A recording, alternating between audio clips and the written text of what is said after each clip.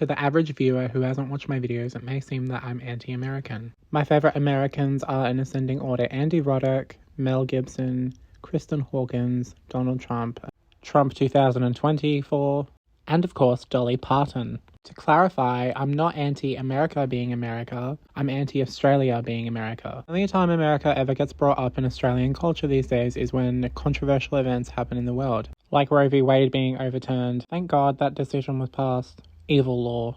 America is only a topic of interest to the Australian left as a distraction to their own lack of patriotism. It has gone down the route of Americanizing itself for the last 90 years, as I said in my last video with sound film. Political and military involvement, and just overall increased globalization. "You don't want to be like America" is a phrase often echoed by the Australian left, but we already are. Why are they loyal to every single aspect of American life, just not American conservatism? Borrowing from America's culture and then giving it an Australian label doesn't suddenly make it Australian. Without question, the Australian accent, as I've pointed out in one of my previous videos, didn't always sound like it does today. The alveolar tip on the T sound in the middle of the word being pronounced with a D is characteristically American. For example, well, we fought in Vietnam, so I think it's fair enough that we should have some sort of responsibility towards. Before the 1950s, Australians didn't sound like how they do today. They pronounce the T between a D and a T sound like a breathy T.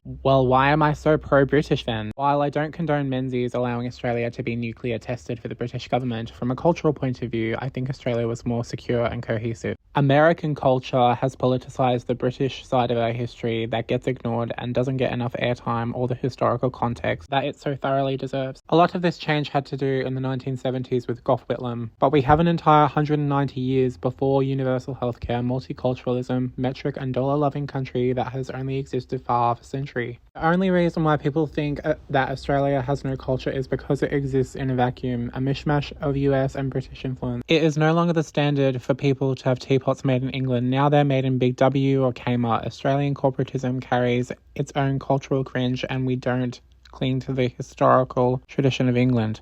America has the benefit of being colonised almost 400 years ago, so they know what they are in comparison to Australians who only were colonised 200 years ago. Looking forward to restore our British traditions is the way to go, because that's what we've always known, what we're comfortable with, and then something uniquely Australian can develop from that, even though some has already.